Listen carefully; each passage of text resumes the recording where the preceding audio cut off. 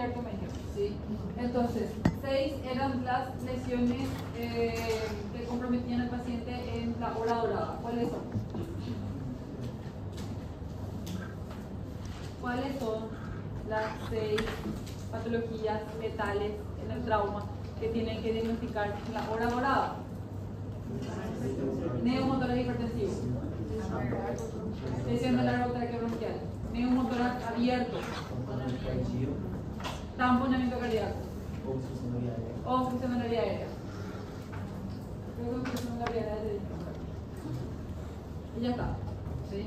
Muy bien, entonces, de los cuales ya dimos lesión, obstrucción de la vía aérea, lesión del árbol traqueobronquial, neumotórax hipertensivo, neumotórax abierto. ¿Sí? Nos vamos por los últimos dos. Neumotórax masivo. Se van a quedar con esta definición ahora para el examen y esas cosas. ¿Sí?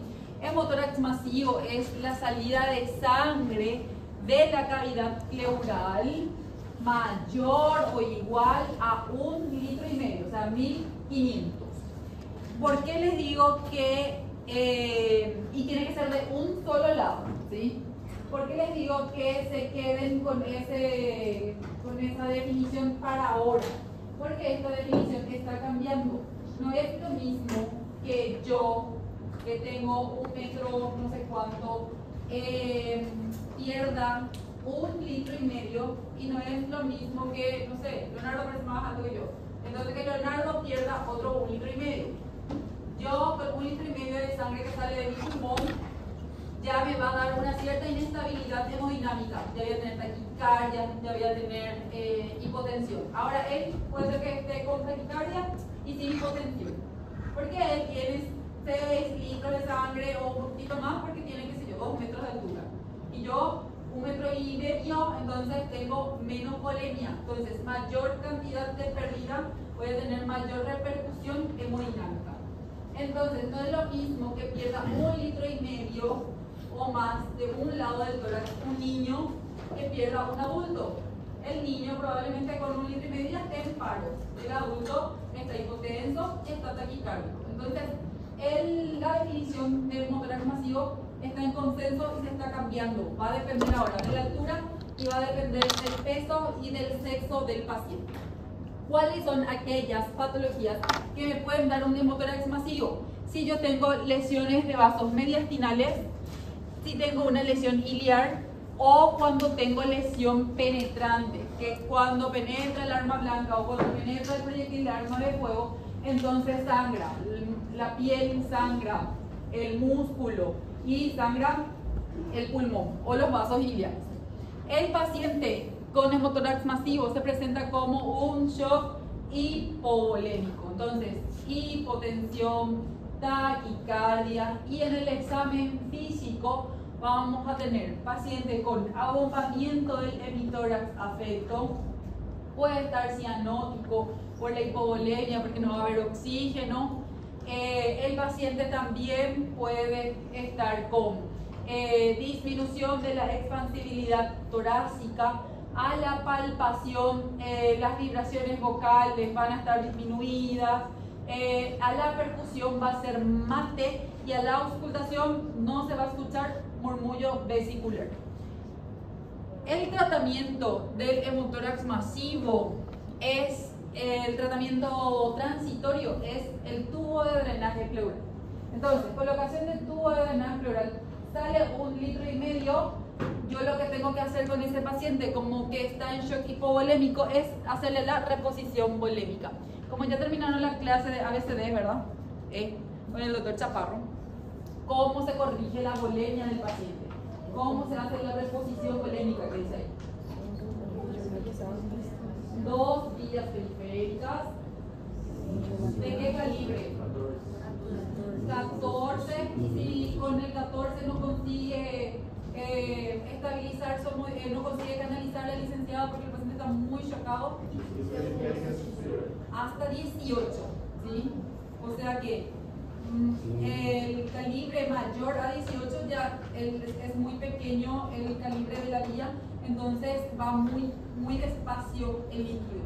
Entonces 14 es lo ideal. no se puede 14 porque es muy grueso, porque las venas ya están todas colapsadas, porque no hay sangre, entonces 16. Si la licenciada dice que hasta el 16 va a estar imposible, entonces 18, y el 18 lo tiene que lograr. Si no lo logra, si no se consigue canalizar la vía periférica, central no, intraósea, ¿sí? Muy bien. Y si en la intraósea no consigo, la vía periférica centralizada o la descubierta venosa, pero no se hace vía venosa central en paciente chocado, porque va a estar colapsado la vena. Y en el intento de tratar de agarrar la vena van a perforar la pleura, la cúpula pleural, ¿sí? Si hacen tanto subclavia o si hacen yugular. Entonces por eso no se hace vía venosa central en paciente chocado. La descubierta venosa es, por anatomía saben dónde está la vena, le hacen una incisión al paciente, van separando y buscando y bajo visión directa canalizan la vía. Esa es la descubierta venosa. Bueno, entonces, canalizaron de cualquiera de estas formas que hablamos y cómo hacen la reposición polémica hídrica.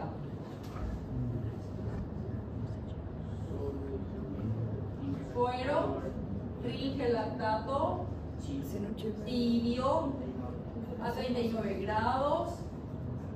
¿Cuánto? 1000 ml. Pregunta, ¿es 1000 ml en cada vía periférica o es 1000 ml en ambas vías periféricas? En ambas vías periféricas, porque lo que el paciente necesita es sangre, no es agua, o sea, no es suero lo que él necesita. Entonces, primero que nada se hace la reposición volémica. Se coloca el tubo de drenaje pleural y si es un trauma cerrado de tórax, y si ustedes están en el Albert Einstein o están en cualquier otro quirófano de un país primermundista, tienen la posibilidad de hacer la autotransfusión. Nunca escuché acá en el Paraguay que se haya hecho una... Bueno, en cirugía cardíaca, en IPS sí se hace autotransfusión, ¿sí? La sangre que pierde el paciente se le coloca un aspiradorcito y vuelve otra vez a la vena del paciente, ¿sí? Pero tiene que ser cirugía totalmente limpia. Entonces tiene que ser un trauma cerrado de tórax, no tiene que haber ninguna lesión. La sangre no tiene que estar contaminada. Entonces no se hace autotransfusión en pacientes con heridas de arma blanca, heridas de arma de fuego, porque está todo contaminado, está todo sucio. Entonces, el tratamiento transitorio del hemotórax masivo, tubo de drenaje pleural. El tratamiento definitivo es buscar aquello que sangró 1500 dentro del paciente. Porque si el paciente sangró 1,5 litros, está continuando sangrando. Entonces el tratamiento definitivo es la toracotomía. Tenemos distintos tipos de toracotomía. La que se utiliza en la emergencia es la toracotomía anterolateral. ¿Qué quiere decir eso? Desde donde desde el borde del esternón hasta la línea axilar anterior, ¿sí? Tenemos la toracotomía vertical axilar ampliada, que es la toracotomía lateral en la axila, viene la línea media axilar, y tenemos la toracotomía posterolateral, que es desde donde empiezan las vértebras en el espacio intercostal hasta la línea axilar media. Y por último, la otra forma de abordar el tórax es por una esternotomía. O sea, se levanta el esternón para poder ingresar a la cavidad torácica. Entonces, indicaciones de toracotomía. Dijimos en el tema anterior, el tratamiento definitivo del neumotórax abierto es toracotomía, porque hay que entrar a lavar todo el pulmón, hay que hacer un toilet quirúrgico. Otra indicación de toracotomía entonces es el hemotórax masivo. Otra indicación de toracotomía es si ustedes le colocaron tubo de drenaje pleural al paciente y a la colocación solamente salió 400 o 500 cc de sangre, tienen la opción de, no es que tienen la opción, tienen luego que obligatoriamente seguir controlando el débito de ese tubo de drenaje pleural. Entonces, controlan ese débito en las siguientes 2 a 4 horas.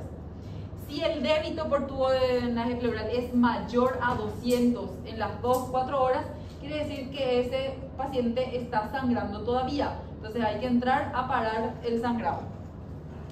Si el paciente tiene un tubo de drenaje pleural que le pusieron por un hemotórax o le pusieron por un neumotórax y el paciente está hipotenso, ya le hicieron su 1000 de suero fisiológico, ya le hicieron, después del 1000 de suero fisiológico, ¿qué se hace si el paciente sigue hipotenso?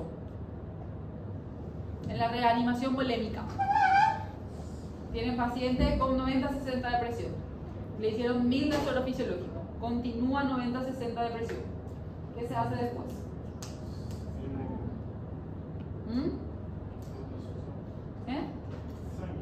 Sangre, transfusión. ¿Cómo es el protocolo de transfusión masiva? ¿Qué se transfunda al paciente?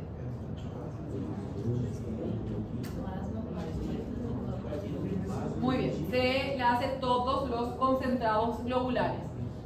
¿Y cómo es el protocolo de transfusión masiva? Por un volumen de glóbulos rojos concentrados, uno de plasma, uno de plaquetas y uno de crío precipitado.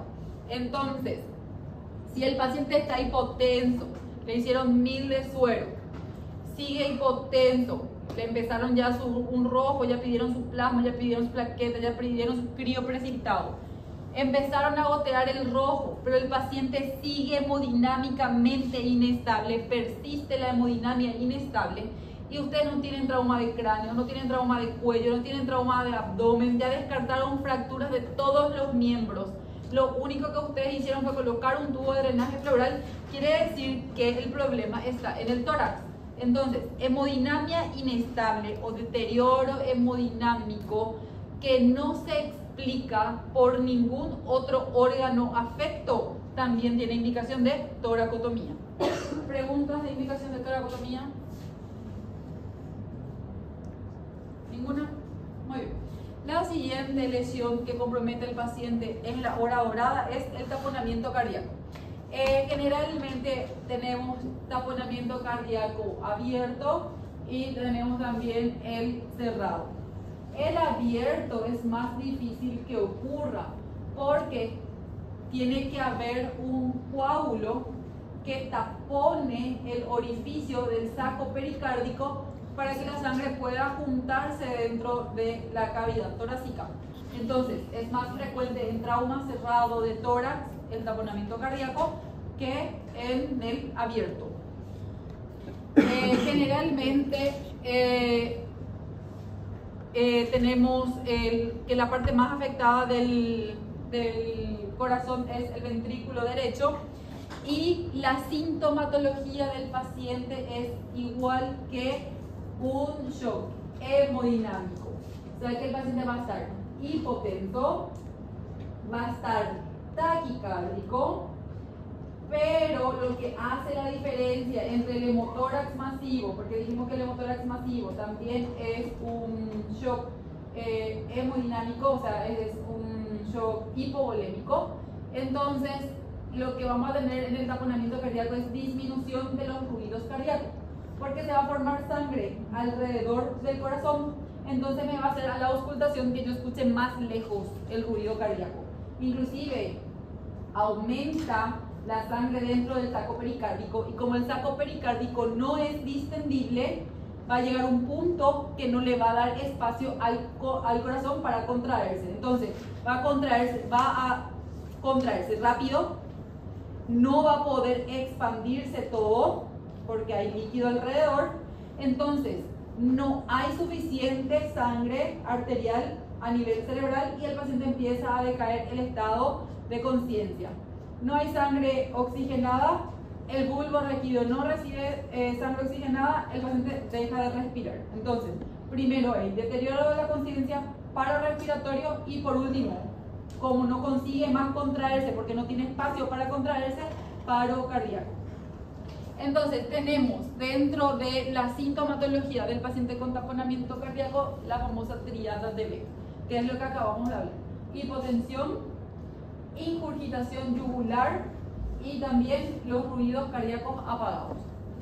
¿Cuál era otra patología que compromete en la hora dorada la vida del paciente y que cursa con hipotensión y ingurgitación yugular? Neumotórax hipertensivo. Entonces, ¿cuál es la diferencia entre el neumotórax hipertensivo y el taponamiento cardíaco? Ausculten el pulmón, ausculten el corazón. Ventila bien el pulmón y el corazón, apenas escuchan los ruidos cardíacos, taponamiento cardíaco. Escuchan súper bien el ruido cardíaco, no hay murmullo vesicular, neumotórax, atención, ¿sí? Fácil es el diagnóstico, recuérdense que es clínico.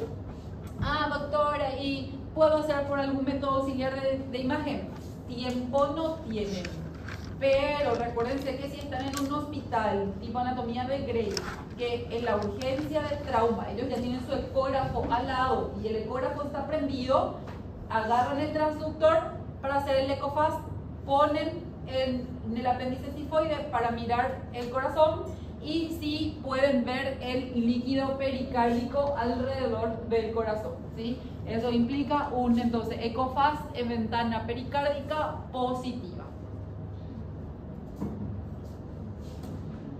¿Cuál es el tratamiento de urgencia del taponamiento cardíaco? La pericardiocentesis. Cualquier médico generalista puede hacer, no pueden hacer. ¿Por qué? Para la técnica de la pericardiocentesis, el paciente debe estar en decúbito dorsal. ¿Tolera el decúbito dorsal el paciente? No, se inquieta, se mueve, porque no tiene sangre, no tiene oxígeno, ¿sí? Entonces empieza a estar irritable. Se realiza una punción con aguja, que generalmente es una aguja, un punzocat número 16, 18 queda corto, tiene que ser 14 o 16. Si no tienen, porque generalmente en la urgencia nosotros no tenemos, pidan un kit de vía venosa central. La aguja del kit de la vía venosa central es larga y es bien gruesa, súper bien van a poder llegar. Van a punzar bien por debajo del apéndice cifoide. Van a dirigir la aguja hacia el hombro del lado izquierdo y van a entrar en aspiración siempre. Cuando llega la sangre, dejan de introducir. ¿Por qué? Porque a medida que ustedes van aspirando la sangre, que van drenando el contenido, el corazón se va bombeando con más fuerza. En una de esas fuerzas que el corazón bombea, le agarra a la aguja y ya tienen también una lesión cardíaca. Entonces, generalmente no lo hace cualquier persona. Aparte de eso, si no hacen con una buena técnica, si le lateralizan un poquitito más la aguja, van a alcanzar el corazón, sí le van a alcanzar, pero primero le van a alcanzar a la pleura. Entonces, le van a hacer un neumotórax al paciente y aparte de eso también tiene su taponamiento cardíaco. O sea, le van a drenar en algún momento, sí, le van a drenar, le van a salvar del taponamiento, sí, pero rápidamente alguien otra vez tiene que colocarle tubo de drenaje pleural al paciente. ¿Estamos? La otra técnica para el tratamiento de urgencia del taponamiento cardíaco es la ventana pericárdica. Personalmente, nunca hice una ventana pericárdica con anestesia local, ¿sí? Es difícil. Si es difícil punzar, es difícil cortar por debajo del apéndice cifoide, no entrar al abdomen, irse al pericardio y tampoco no perforar la pleura. Entonces considero mucho más complicado. Si intentan salvarle la vida al paciente, es mejor la punción porque es menos invasiva, menos traumática que la ventana pericárdica, que es una incisión subcifoidea por debajo del apéndice cifoide y tratan de encontrar el pericardio y abrir el pericardio. Se corta el pericardio, sale toda la sangre y el corazón empieza otra vez a latir normalmente. Con eso terminamos las lesiones que comprometen la vida del paciente en la hora dorada, ¿sí? Ahora nos pasamos a las lesiones diagnosticadas en el examen secundario. ¿Qué quiere decir eso? Ustedes se fueron, le hicieron su A, B, C, D, E al paciente. Solucionaron todito. Dentro de la evaluación primaria, recuérdense que entra el ECOFAS, ¿sí? Le hicieron su ECOFAS, le hicieron, qué sé yo, analgésico, antibiótico, todo el paciente, y ahora deciden qué métodos auxiliares de diagnóstico le van a solicitar. Le voy a solicitar una tomografía de cráneo, le voy a solicitar una radiografía de tórax, le voy a solicitar una radiografía de pelvis o una tomografía de pelvis y del dedito, del dedito que se fracturó. Bueno, entonces, se va el paciente a imágenes, se hace todos sus métodos auxiliares de imágenes y el paciente vuelve. Y con los métodos auxiliares de diagnóstico hacen ustedes su segundo examen físico, que es el examen físico luego que hacemos en cirugía general al final, ¿sí? Que va al final de la historia. Entonces hacen un segundo examen físico y miran todos los métodos auxiliares. Entonces miran la radiografía y puede que encuentren algo que les pasó de alto en el primer examen físico. Entonces se van y vuelven a hacerlo bien específico el segundo examen físico y lo plasman para que no haya, ¿cómo les voy a decir? Para que no haya problemas médicos legales a la hora de la historia clínica. Entonces, 0,5 segundos voy a apagar la luz para mirar la lesión a ver si encuentra. Entonces, la primera lesión es el neumotórax simple. Antes de continuar, yo sé que ustedes no tienen la culpa, pero ya son casi las 12 y hoy sí, no sé por qué, estoy ya cansado. Algunos no están atendiendo, algunos están con su teléfono. Una oportunidad les doy. Salgan de mi clase, ¿sí? Porque me voy a acercar a ustedes y les voy a pedir que salgan. Y si no quieren pasar palabras de sus compañeros, salgan, porque se van a quedar como irrespetuosos. ¿Estamos? Me voy a quedar con los que quieren aprender, ¿sí? Bueno, volvemos entonces. Vamos a hablar del neumotórax simple. Puede pasarnos de que nos vamos en el examen físico primario, ausculto todo bien, percuto todo bien, no hay ningún problema. Se va el paciente y se hace una radiografía de tórax y encuentro un neumotórax simple. ¿Cuánto es la posibilidad? Un 10 a un 30% en un trauma cerrado y 100% en el trauma penetrante. Inclusive nosotros, los cirujanos de trauma, en trauma penetrante ya colocamos directamente tubo de drenaje pleural. No le hacemos la radiografía por este porcentaje, porque sabemos que si le clavó con cuchillo, sí o sí va a tener neumotórax, ¿sí? Pero obviamente no sabemos si entró todo el cuchillo, porque dijimos que puede haber un trauma cerrado, un trauma abierto y un trauma penetrante. Ante la duda entre el penetrante y el abierto, ahí hacemos la radiografía.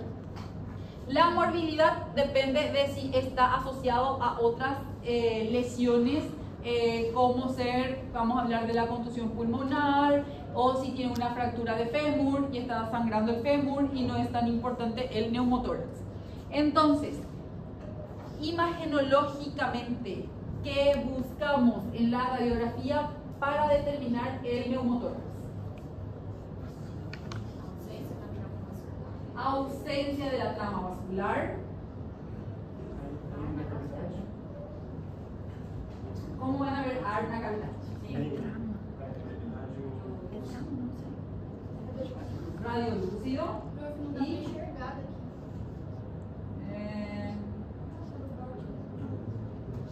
y eso que dijo, la línea de la pleura, ¿sí? Entonces, lo primero que ustedes tienen que hacer si buscan neumotórax es irse a nivel central, blanquito, blanquito, ¿sí? Bronquio, o probablemente como está bien pintadito, lo blanco suele ser sangre. Entonces, trama vascular. Se va hasta acá mi trama vascular. Hasta acá lo que yo tengo sangre, ¿sí? Después otra vez, blanquito, blanquito, hasta acá tengo blanco. Acá yo ya no tengo nada de blanco.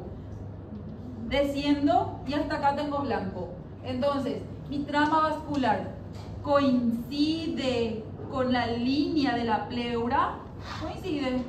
No tengo trauma vascular y veo más radio lúcido, neumotórax.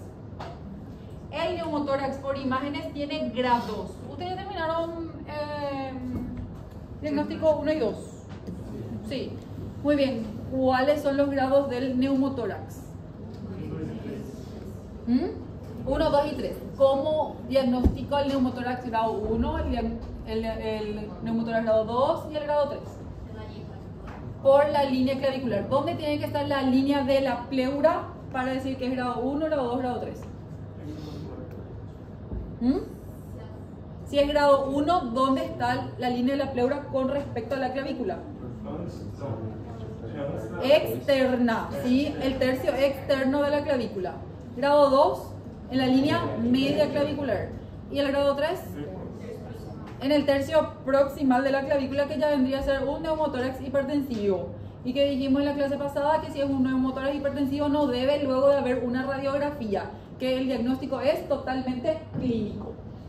El neumotórax simple, si es cerrado, necesitamos graduar para hacer el tratamiento. Si el neumotórax es simple, penetrante, tubo de drenaje pleural siempre. Ese es el tratamiento. Entonces, ¿cómo yo hago con el cerrado? Así. Si yo tengo un neumotórax grado 1, ese paciente no va a tener síntomas. Máximo le va a doler el tórax, pero no va a tener dificultad respiratoria, va a saturar súper bien, no va a tener cianosis, no va a tener signos de insuficiencia respiratoria, no va a tener utilización de músculos intercostales y el murmullo vesicular se va a auscultar. Entonces, el neumotórax grado 1, el tratamiento es conservador. No se coloca tubo de drenaje pleural, pero yo le pido desde el momento que el paciente ingresó conmigo al hospital, 12 horas después, una nueva radiografía de tórax. Si el neumotórax aumenta, quiere decir que ya va a pasar a un grado 2. Si aumenta el neumotórax de tamaño, entonces tubo de drenaje pleural. Habíamos hablado en hemotórax masivo que no es lo mismo perder 1,5 litros un adulto, 1,5 litros un niño. La misma cosa, no es lo mismo tener un neumotórax grado 1, un abuelito, y no es lo mismo tener uno de nosotros, adulto joven. Generalmente, si es un neumotórax grado 1, pero tiene síntomas de insuficiencia respiratoria, entonces tubo de drenaje pleural. Si el neumotórax es grado 2, ese paciente ya va a tener probablemente síntomas, ¿sí? Entonces, tubo de drenaje pleural si hay síntomas. Si no tiene síntomas, puedo también hacerle el mismo tratamiento que un neumotórax de grado 1, pero no voy a esperar 12 horas, porque si espero 12 horas se puede hacer un hipertensivo, entonces voy a esperar solamente 6 horas. ¿Pero qué sería esse tratamento conservador do... No tubo de drenaje pleural. Mas aí dá o que pra ele? Nada. Só espera. Sí, se reabsorbe solo el aire. Ah, sim. El cuerpo tiene esa capacidad de reabsorber, ¿sí? Entonces, si es grado 1, no tubo de drenaje pleural. No tubo de drenaje pleural, a las 12 horas una radiografía. Sigue igual, continúa el tratamiento conservador. Aumentó, entonces pasa a un grado 2 y va a tener síntomas. Si tiene síntomas, tubo de drenaje pleural. Si en algún momento el grado 1 ya vino con síntomas, tubo de drenaje pleural. El grado 2 generalmente ya tiene síntomas, entonces siempre tubo de drenaje pleural. Si no tiene síntomas, le hago una radiografía a las 6 horas. Si otra vez, la radiografía está igual, sin síntomas del paciente, chiche bombón, entonces conservador. Si el paciente tiene síntomas, tubo de drenaje pleural. Ahí, doctora, mi paciente empezó a tener taquipnea y todavía no son las 6 horas. Taquipnea es un síntoma de insuficiencia respiratoria. tubo de drenaje pleural sin la radiografía, ¿sí? El paciente que va a estar taquicárdico, usted no van a ir a perder el tiempo otra vez a hacer la radiografía, porque usted ya tiene una radiografía con un grado 2, solo que decidieron un tratamiento conservador porque el paciente no tenía síntomas. Algo le aumentó ese neumotórax, le dio una leve taquipnea, le colocan el tubo. No se van a joder a pedir otra radiografía, a esperar que venga el radiólogo y llevarle al paciente en imágenes y todo eso, ¿sí? Que ahí el paciente por el camino se le descompensa. El grado 3 es neumotórax hipertensivo, es descompresión y el tratamiento definitivo, tubo de drenaje pleural. ¿Preguntas? ¿Ninguna? Hola. Ali no grado 2, vai fazer o raio-x depois de 6 horas, se continuar o mesmo grau do começo que vai ser conservador. Conservador. Tá. Aí se Y aumentar, sin síntomas.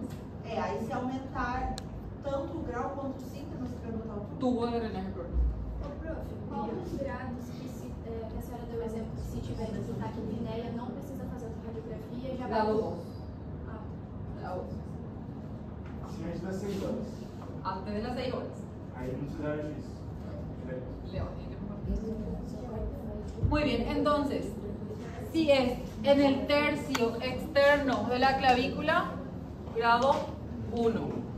Si es en el medio de la clavícula, grado 2.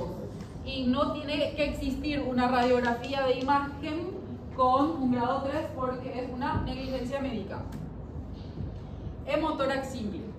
Entonces, cuando tenemos el acúmulo de sangre en la cavidad pleural que no llega a los 1500 para hacer un hemotórax masivo, entonces hablamos de un hemotórax simple.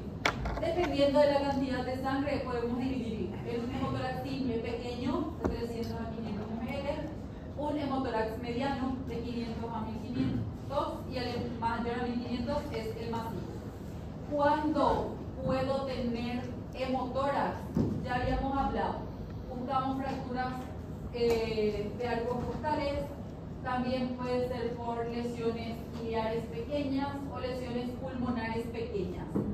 Pregunta radiológica: ¿a partir de cuánto de líquido, sea sangre o por una neumonía, se borra el espacio costofrénico?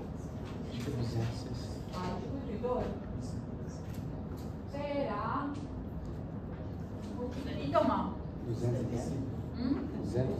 A partir de 200 ml, ¿sí? En 200 ml se borra el espacio costofrénico. Entonces, tienen que hacerle siempre radiografía de tórax de pie. No le hagan radiografía de tórax acostado porque no van a ver el líquido y se les va a pasar de alto un neumotórax simple. Porque ustedes lo primero que van a buscar es que se borre el espacio costofrénico. Entonces, el hemotórax se resuelve con la colocación del tubo de drenaje pleural. Una vez que nosotros vemos el espacio costofrénico borrado, tubo de drenaje pleural, porque se considera al hemotórax igual que el enfisema pulmonar, o sea que la pus dentro de la pleura no es capaz de ser reabsorbida. Entonces, por eso nosotros hacemos toracocentesis, que le puntamos el tórax para ver el tipo de líquido y le hacen sus criterios del aire, para ver si es transudado, exudado o si es sangre hemotórax. Si es transudado, el cuerpo es capaz de reabsorber, lo dejan ahí. Si es exudado y si es hemotórax, tubo de drenaje pleural porque el cuerpo no es capaz de reabsorber. Y si no se reabsorbe, si no sale el hemotórax, si no sale la pus, entonces hay que llevarle al paciente a una toracotomía para el lavado y el retiro de los coágulos del hemotórax y también en el caso que fuera pus. Hola. Então, se não tem o borramento do costofrénico, a gente Espera, sí. que é pode ser transudada, aí eu espero isso. Si tu paciente se accidentó, siempre vas a pensar en hemotórax, no vas a pensar en un transudado. ¿Sí? Ahora, tu paciente se accidentó y no ves borramiento del espacio costofrénico, no haces nada. Desbordamiento del espacio costofrénico, le pones tubo de drenaje pleural. ¿Cómo se ve en la radiografía la sangre? Radio opaco, ¿sí? Bien blanco. ¿Y cómo voy a diferenciar de la neumonía? Que es un bloque neumónico que se ve así bien blanco. Fluidos hidroaéreos en el abdomen. Ajá. Nivel hidroaéreos en el abdomen. Tiene otro nombre en el tórax. Es broncograma aéreo, que son burbujitas de aire en medio de la condensación. Como esto es unísono, blanco, blanco, blanco, no hay broncograma aéreo, entonces es líquido. Aparte que cuando es líquido también es bien regular, ¿sí? Bien plano. Por eso tienen que hacerle radiografía de tórax de pie al paciente. Si no, se va a ir hacia el posterior del paciente y no van a poder ver el líquido. No se olviden de mirar el borramiento costofrénico, ¿sí? Acá nosotros ya empezamos a tener borramiento del espacio costofrénico.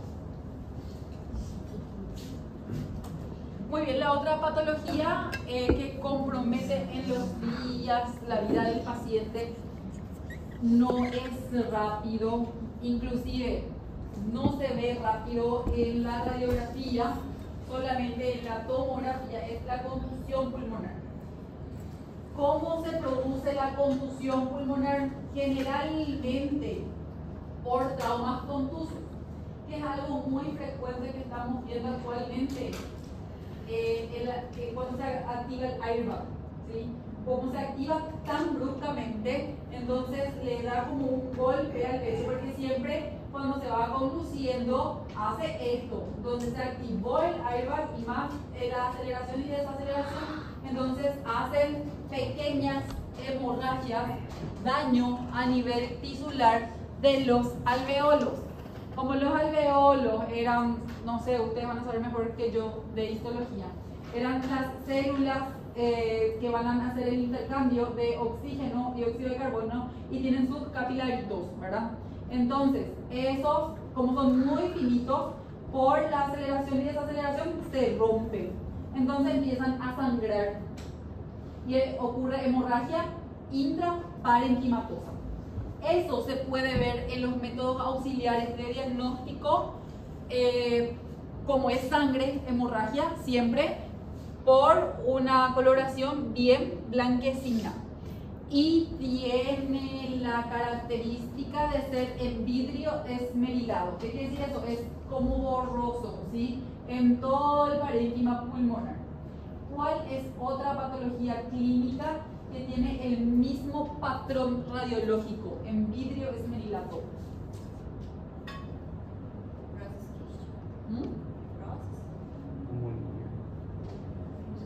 No, la neumonía es neumonía intersticial. no, eso va a ser solamente en el bronquio, no en el parénquima pulmonar.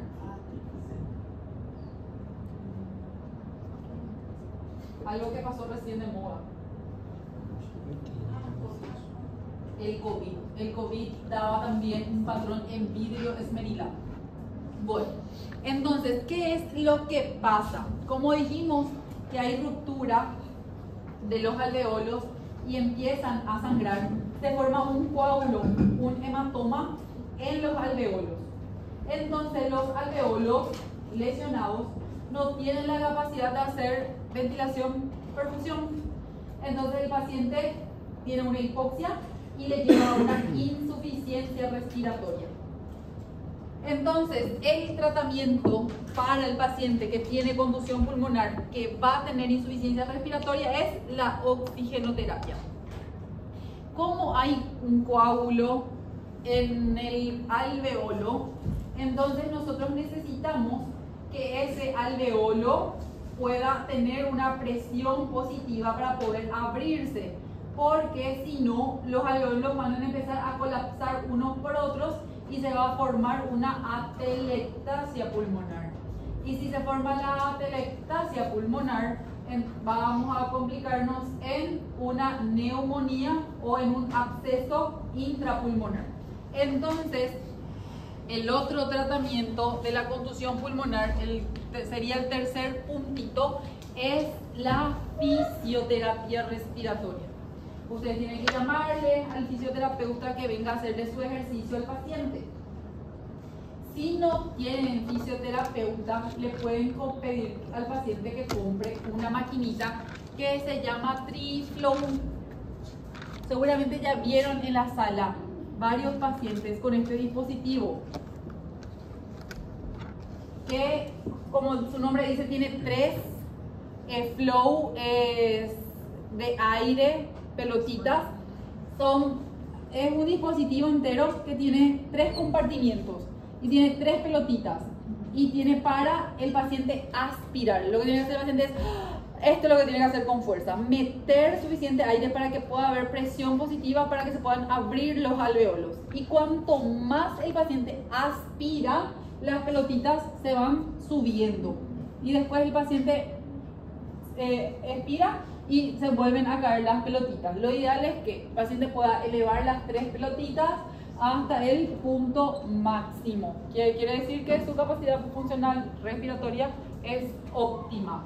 Pero de preferencia, otra vez, tienen que pedirle que mantenga por unos segundos ahí arriba las pelotitas y después expira. Entonces se abrió el alveolo, hubo intercambio de ventilación, perfusión, oxígeno, sale dióxido de carbono, porque ya de esto no hubo nada, ¿sí? Estamos. Entonces TriFlow para la fisioterapia respiratoria.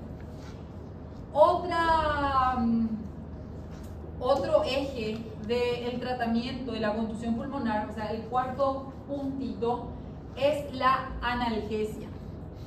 Es imposible que el paciente les haga la fisioterapia, le haga fuerza pulmonar si le duele el tórax porque se fracturó o porque se golpeó o porque le apuñalaron o porque un proyectil de arma de fuego atravesó su tórax. Entonces, tiene que tener buena analgesia. ¿Alguien le dio al paciente que tiene tubo de drenaje pleural bilateral que está en el hospital? O sea, que no se fueron a sus prácticas esta semana en el hospital. Sí, nadie nos vio.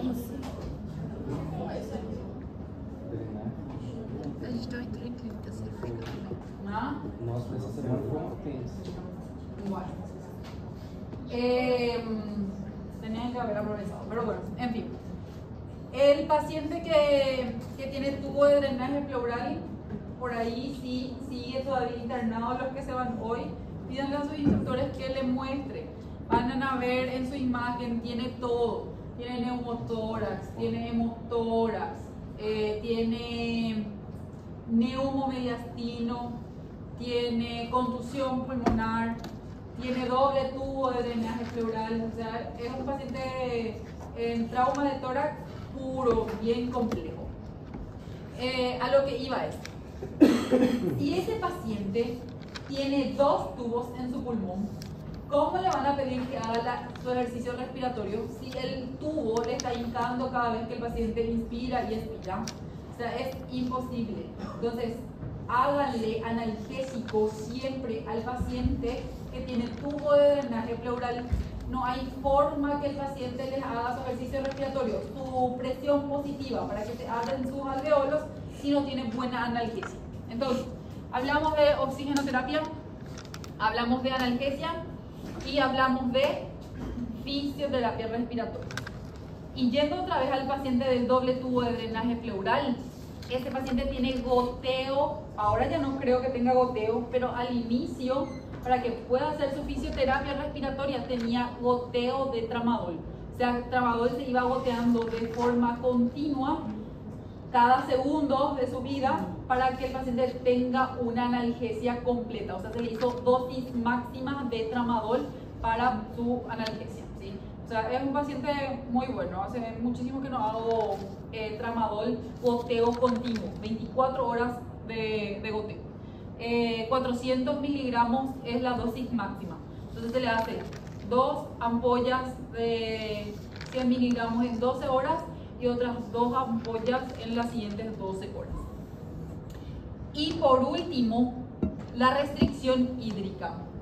¿Se recuerdan cuando hablamos de trauma de cráneo que dijimos que alrededor del hematoma, cuando se empieza a reabsorber, hay un líquido perilesional. Bueno, la misma cosa ocurre con el pulmón. Mientras que se empieza a degradar el hematoma, el coágulo, entonces empieza a haber líquido perilesional. Y si ustedes le hidratan a ese paciente unos 2-3 litros por día, ese paciente le va a hacer un edema agudo del pulmón. Entonces, tienen que evitar darle de más líquido. Cuando tienen un paciente con trauma de tórax, entonces lo primero que van a hacer es ponerle oxígeno, hacerle buena analgesia, y lo segundo, o lo tercero mejor dicho, es tratar de darle la vía oral lo más rápido posible. Si el paciente tolera vía oral, le suspenden la vía para tener una restricción hídrica y solamente recibe suero cada vez que se va sus medicamentos. Hola. Esse não tem grados que diferenciam o tratamento? No hay grados, ¿sí? Algo muy importante también que tienen que tener en cuenta de la contusión pulmonar es que la insuficiencia respiratoria del paciente es rápida y brusca. O sea, ustedes si tienen un paciente con contusión pulmonar, no van a ver en las primeras horas del trauma en su radiografía la contusión pulmonar. Van a pecar inclusive mandándole de alta al paciente, y el paciente va a venir con dificultad respiratoria al segundo o tercer día del trauma. Paciente con diagnóstico de contusión pulmonar se queda internado 5 días. Hasta el 5.º día el paciente se puede descompensar respiratoriamente en una insuficiencia respiratoria. El tratamiento de la insuficiencia respiratoria en contusión pulmonar es la intubación orotraqueal para que la máquina pueda darle presión positiva para que se puedan abrir los alveolos. Es imposible cuando el paciente está en insuficiencia respiratoria conseguir de que nos haga presión positiva. Entonces, IOT es la única solución. Bueno, ahora vamos a hablar del tórax inestable. Como su nombre lo dice, la pared torácica no bambolea, no respira de forma unísono los dos lados por igual. Eso se debe porque hay fracturas de costilla. Entonces, esas fracturas tienen que ser 2 o más costillas en por lo menos 2 puntos, y esas costillas tienen que ser con costillas consecutivas. Entonces, un ejemplo.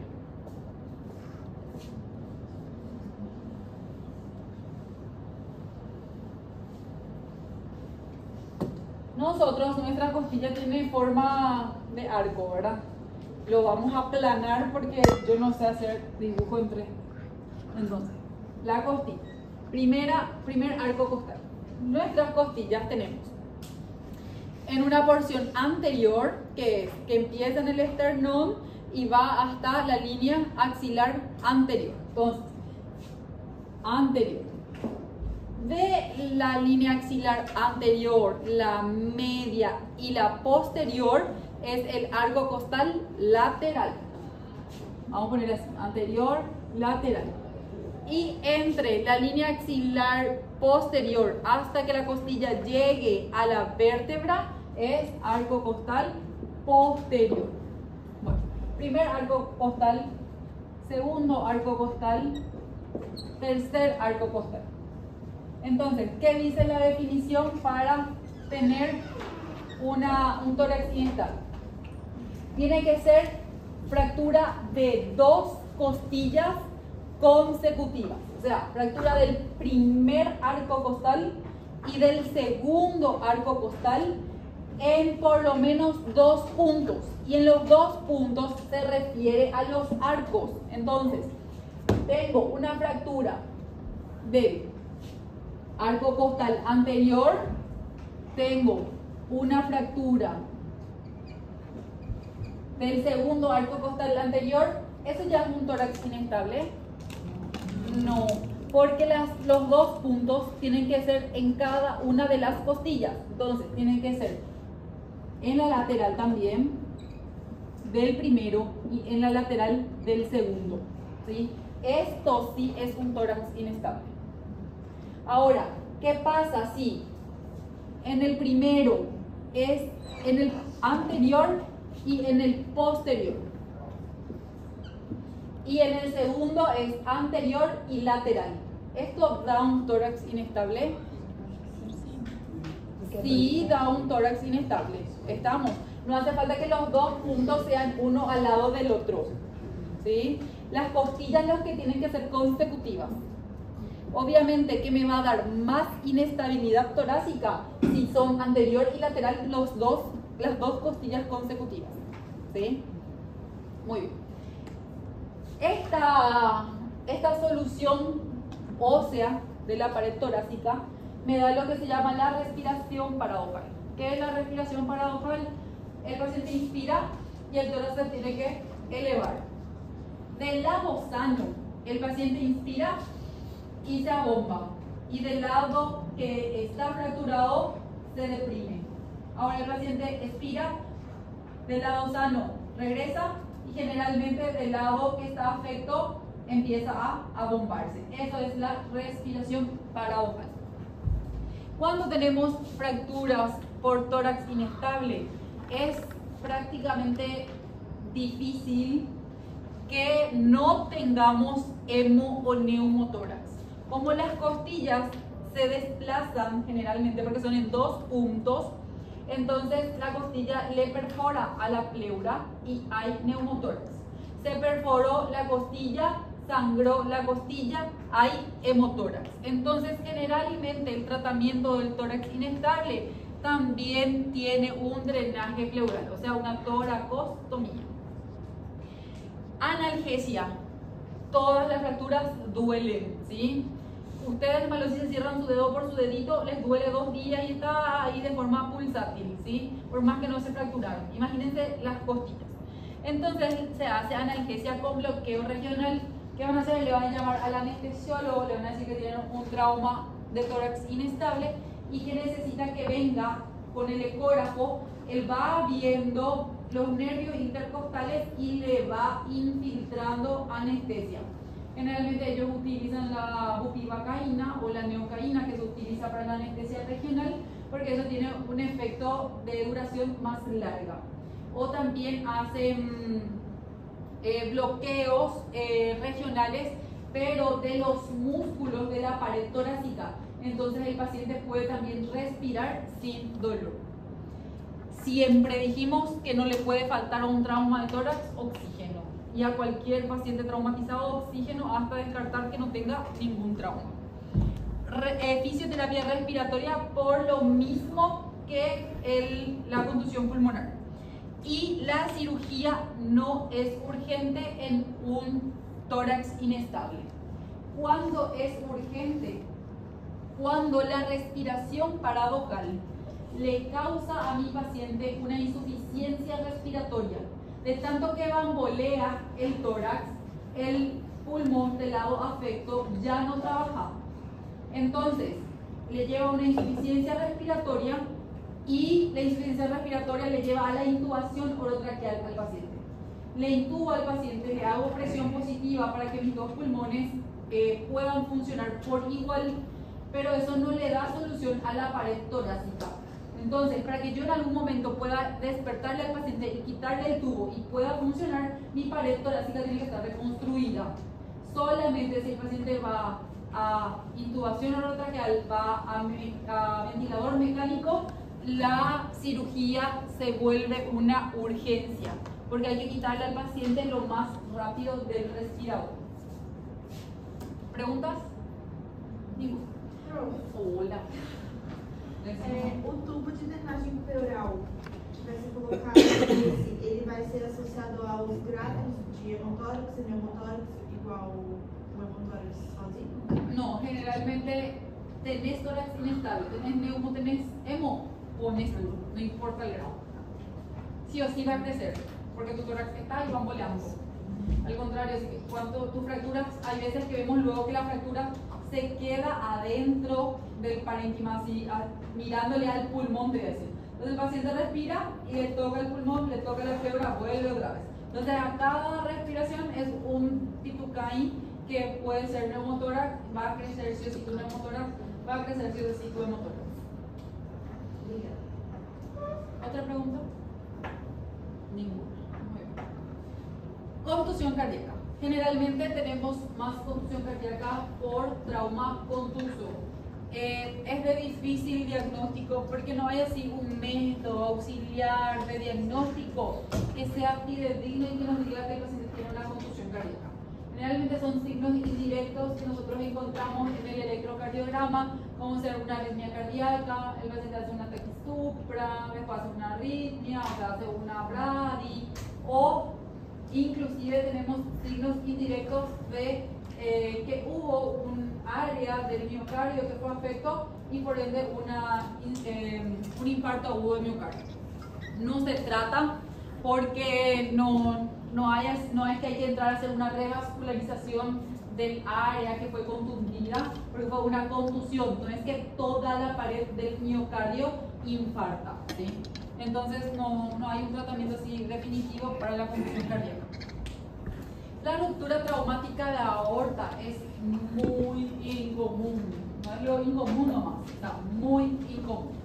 Generalmente vemos mucho de pacientes con mecanismo de desaceleración. Es tan incomún que, igual que la lesión del árbol traqueobronquial, el paciente no llega vivo. Entonces, como no llega vivo, no sabemos qué fue lo que le mató y no podemos estudiar esos tipos de pacientes y no vamos a llegar al tratamiento. Si sobrevive el paciente, generalmente con una radiografía de tórax nos basta y nos sobra para hacer el diagnóstico. Y vamos a ver que el mediastino está ensanchado. ¿Cómo hacemos eso? Recuérdense que todo lo que es sangre es coloración blanquecina, entonces empieza a haber sangre que escapa hacia el mediastino porque es donde está el corazón y entonces empieza a aumentar el tamaño del mediastino. Aparte de eso, sospechamos también si tenemos fracturas de la primera y la segunda costilla. Si es que van al hospital y por ahí el paciente está todavía, se llama Hugo por cierto, tienen que mirar su tomografía. Hugo tiene varias fracturas costales, pero él tiene fractura del primero y del segundo arco costal. Y cuando él ingresó, los médicos de la urgencia le hicieron una radiografía de tórax en donde se veía una imagen bien radiopaca en el vértice pulmonar.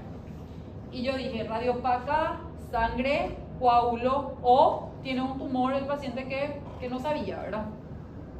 Y en la tomografía no se ve la imagen radiopaca porque era sangre, o sea, el paciente al irse en el decúbito ya no se consiguió ver, pero se ve las fracturas del primero y del segundo arco costal. Cuando yo vi la fractura del primer y segundo arco costal, tuve dos opciones. Dije, o es una ruptura traumática de aorta, pero el paciente estaba lúcido, el paciente estaba estable, difícilmente que esté así tan chiche bombón como él estaba. O la otra opción es, ¿cuáles son los vasos que pasan entre la clavícula y la primera costilla? La subclavia. Entonces, o podía ser una lesión de subclavia. ¿Pude confirmar el diagnóstico? No pude confirmar porque no tengo otros métodos auxiliares de diagnóstico. Entonces, mediastino ensanchado, fracturas del primer y la segunda costilla y opacidad pleural apical, que era lo que el paciente tenía, ¿sí? Tenía fractura del primero y del segundo y tenía la opacidad pleural apical. Lo que no tenía era el mediastino ensanchado. Doctora, ¿qué fue el tratamiento? Tuvo el RC primero, obviamente, y le puse el tubo de drenaje pleural. Porque la otra opción era de que sí sea una ruptura de aorta o de que sí sea una lesión de subclavia, yo le coloque el tubo de drenaje pleural, salga la sangre, se desplace el coágulo y empieza a sangrar. Y ahí el paciente se me iba a ir a pique. Y ahí se me iba a morir porque yo no tengo cirujano vascular. Hasta que llamarle a Ricardo, que es el otro cirujano de trauma, que venga a operar conmigo y tratar de controlar la subclavia, el paciente se nos muere. Entonces primero le recé, le puse el tubo y no se descompensó. Está en la sala. La ruptura diafragmática. Generalmente vemos tanto en traumas abiertos como en traumas cerrados. Pero en los traumas cerrados la lesión es más grande, es más desgarrante. Y en los traumas abiertos, generalmente como es por proyectil de arma de fuego o es por proyectil de arma blanca, entonces son mucho más pequeños. ¿Cómo vamos a sospechar generalmente? Primero que nada, que el trauma abierto sea en la región tóraco-abdominal. ¿De dónde a dónde es región tóraco-abdominal? ¿A partir de qué espacio intercostal es región tóraco-abdominal? ¿De dónde a dónde el diafragma está así subiendo y bajando, subiendo y bajando? Séptimo espacio intercostal hasta el último espacio intercostal, ¿sí? Entonces, si yo tengo lesiones a nivel del séptimo, octavo, noveno, décimo, undécimo arco intercostal, puede ser una lesión tóraco-abdominal con ruptura diafragmática. La segunda sospecha es que yo tenga la presencia de niveles hidroaéreos en el tórax. El colon, el vaso, el estómago suben a la cavidad torácica. El tratamiento es siempre quirúrgico. Todo lo que entró al tórax hay que descender. ¿Por qué ocurre eso? Porque recuerden que la presión del tórax es negativa y la del abdomen es positiva. Recuérdense que el enfisema subcutáneo dijimos que vemos en dos entidades particulares. En la lesión del árbol traqueobronquial, y cuando vimos lesión del árbol traqueobronquial, yo también les dije que si tenemos neumomediastino, tenemos que descartar lesión esofágica. Entonces, si tengo enfisema subcutáneo, voy a pensar que sea una lesión de vía aérea superior, voy a pensar que sea un neumotórax a tensión o voy a pensar que sea una lesión esofágica. ¿Podemos ver el neumotórax en la radiografía? Sí, podemos. Vemos la presencia de aire, que vemos igual que el pulmón, en el espacio, en el tejido ocular subcutáneo. Entre la piel, esta es la piel del borde más externo, tejido ocular subcutáneo, músculo. Este está inclusive invadiendo, separando, divulsionando, seccionando el músculo. La ruptura esofágica también es muy inusual. Generalmente vemos en pacientes con trauma penetrante, y si es paciente con trauma cerrado, sospechamos cuando vemos un paciente con hemotórax o neumotórax del lado izquierdo que no tengan fracturas costales. Porque si el paciente tiene fractura costal y tiene neumotórax, quiere decir que es por la fractura. Que se fracturó, perforó la pleura, neumotórax. Si se fracturó la costilla sangra, va a dar hemotórax. Entonces, que yo tenga hemo o neumo y no tenga fractura costal, automáticamente en la mente de ustedes, lesión esofágica. Como hay hemo y neumotórax, ustedes van a colocar tubo de drenaje pleural, y en la colocación del tubo de drenaje pleural, en vez de que salga sangre, algunas veces sale contenido alimentario. Entonces eso les confirma o les acerca mucho más al diagnóstico de una ruptura esofágica. No se hace endoscopía digestiva alta si ustedes tienen uno de esos signos con sospecha de ruptura esofágica, porque a medida que ustedes insuflan, porque para hacer la endoscopía hay que insuflar, mandar gas, aire, entonces lo que van a hacer es aumentar el neumotórax del paciente si no le colocaron el tubo, y le puede dar un neumotórax hipertensivo. Tratamiento quirúrgico, reparación directa. Si es por arma blanca, generalmente todas las lesiones se hacen rabia primaria. Eso es en esófago, en pulmón, en estómago, en duodeno, en cualquier parte. Pero si es por proyectil de arma de fuego, recuérdense, a medida que el proyectil pasa, quema. Entonces quema las paredes del órgano y coagula. Tiene que sangrar para que yo pueda suturar, porque si no hay sangrado, no hay proceso de cicatrización. No se olviden que si ustedes tienen una reparación, una sutura, el paciente no va a poder comer. Entonces se le coloca una sonda para la nutrición del paciente. En este caso, yeyunostomía. Todo lo del estómago hay que dejar libre, ¿sí?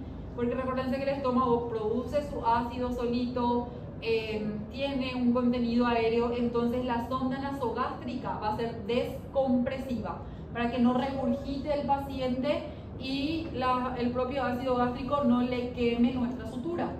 Entonces se le alimenta al paciente por una yeyunostomía. Las fracturas costales, ¿qué tenemos que saber de ellos? Pueden ser diagnosticados en las radiografías simples.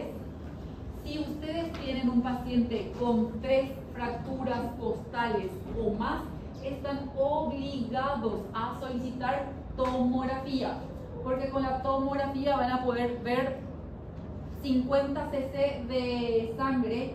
¿Cuánto sangra una costilla? Menos 50. ¿Cuánto sangra el fémur? 1,5 litros. ¿Cuánto puede sangrar el tórax? Puede juntar albergar de sangre mucho y agua. 2,5 litros, 3 litros, ¿sí? ¿Cuánto puede sangrar el abdomen? Juntar de sangre y 4.000. 3 litros. ¿Y quién es el que sangra tanto hacia llegar al 4 litros? La pelvis, porque recuérdense de los plexos.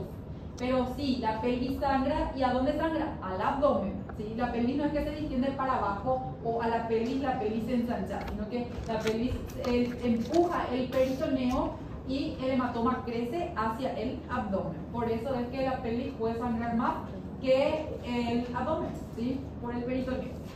Entonces, si ustedes tienen fracturas costales, 3 de ellas, ya va a ser 150, ¿sí? Entonces, ya tienen que hacerle tomografía. Con 50 cc de sangre, ustedes ya van a poder ver por tomografía.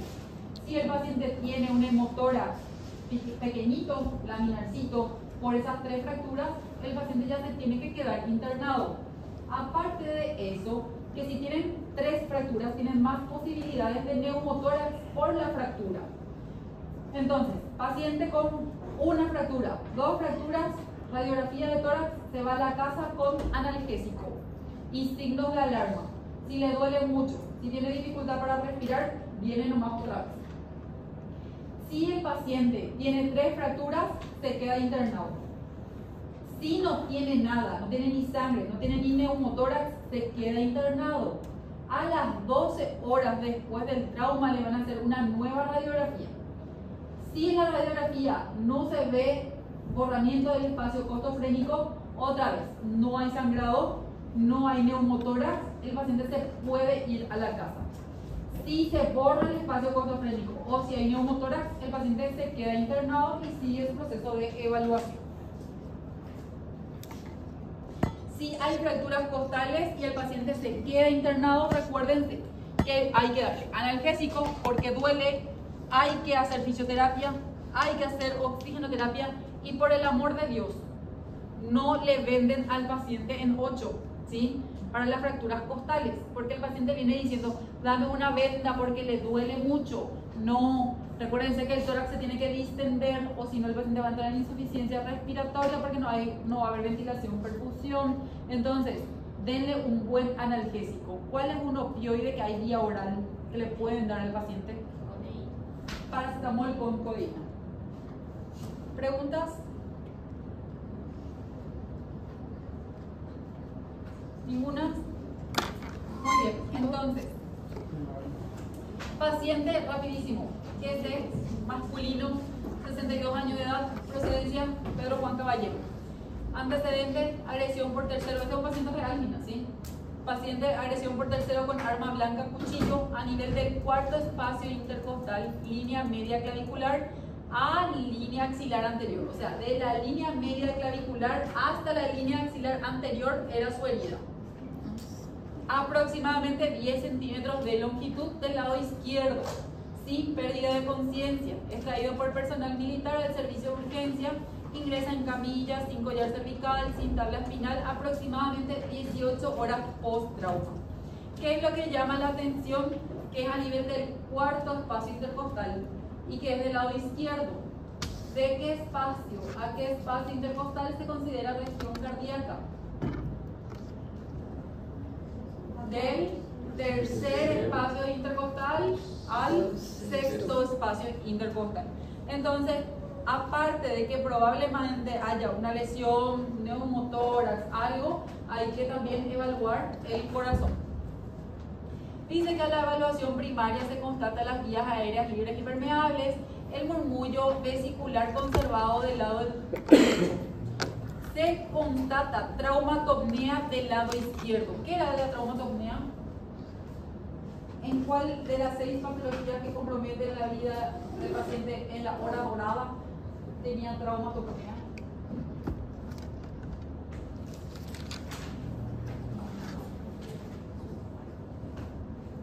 Que yo les dije.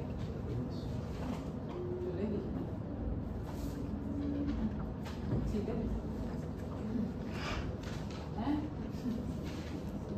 ¿Cuál es la neumotórax abierto? ¿Sí?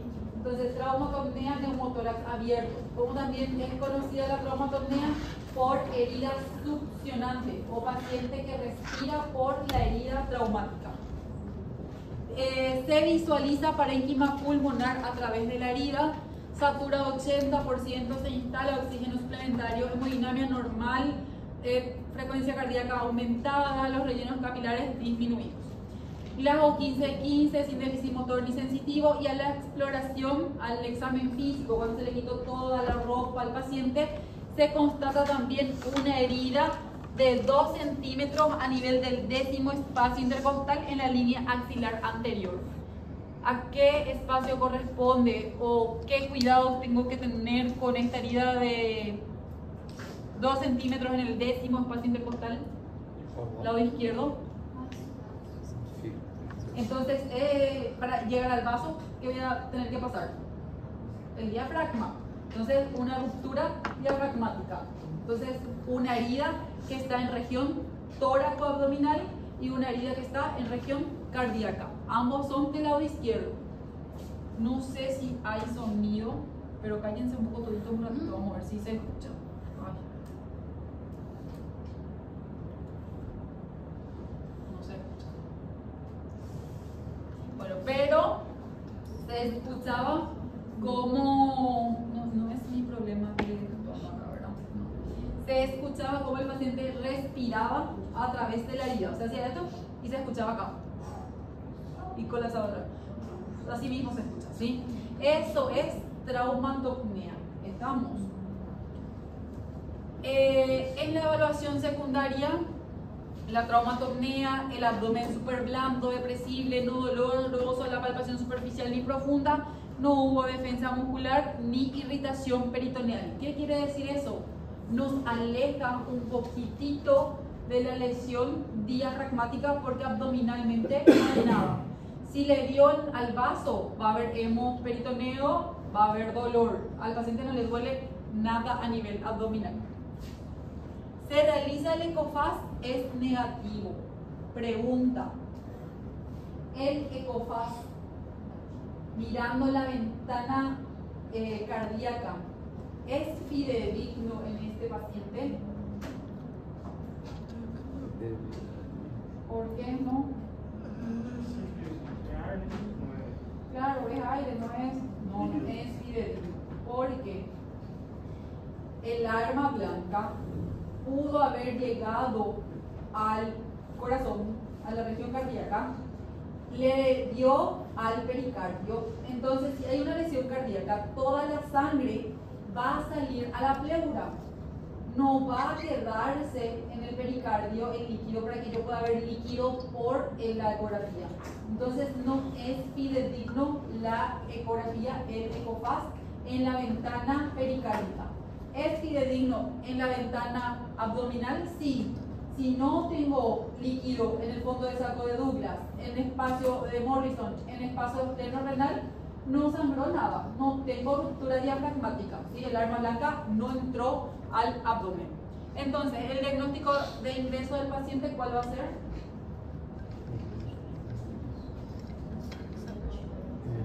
Neumotórax abierto, pero ese es el apellido. O sea, el sobrenombre. ¿Cuál es el nombre de la lesión? Es un trauma de tórax, ¿verdad? Bueno, entonces, trauma de tórax. ¿Es cerrado, abierto o penetrante? Penetrante. Entonces, trauma penetrante de tórax. ¿Fue por arma blanca, arma de fuego, por cuchillo, por cómo fue?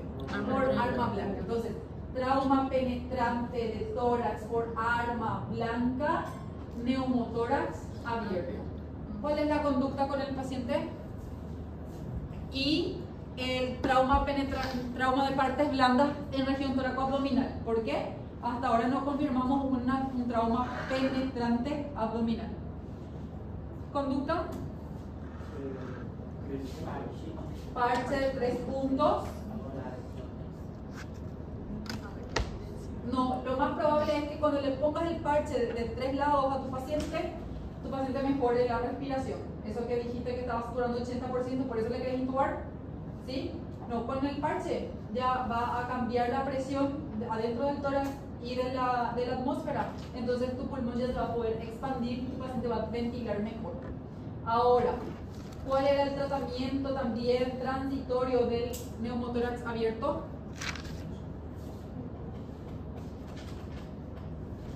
¿O le van a dejar con el parche hasta el tratamiento definitivo? ¿Cuál es el tratamiento definitivo? Toracotomía. Entonces le van a llamar al cirujano, le van a decir: tengo un paciente con neumotórax abierto, necesito una toracotomía. Hasta que venga el cirujano, hasta que esté anestesio, todo. Le van a dejar ahí con el parche de 3 puntos. Si ustedes están en un hospital, no van a ponerle tubo de drenaje pleural y van a cerrar la herida. Y ahí van a esperar a que venga el cirujano, que va a volver a abrir la herida y va a lavar todo, ¿sí? Pero esa es la conducta. Ustedes deben de colocar el tubo de drenaje pleural porque ustedes son intrahospitalarios. Generalmente el parche es mientras se traiga la lidocaína, mientras se traiga el bisturí, mientras se traiga el tubo de drenaje pleural para colocar. Ese momento nomás es el parche de 3 puntos. Por eso es tratamiento transitorio. ¿Estamos? Entonces en la calle. En la calle o un ratito de tiempo intrahospitalario. Vos tenés que tener tubo de drenaje pleural para colocarle tubo de drenaje pleural.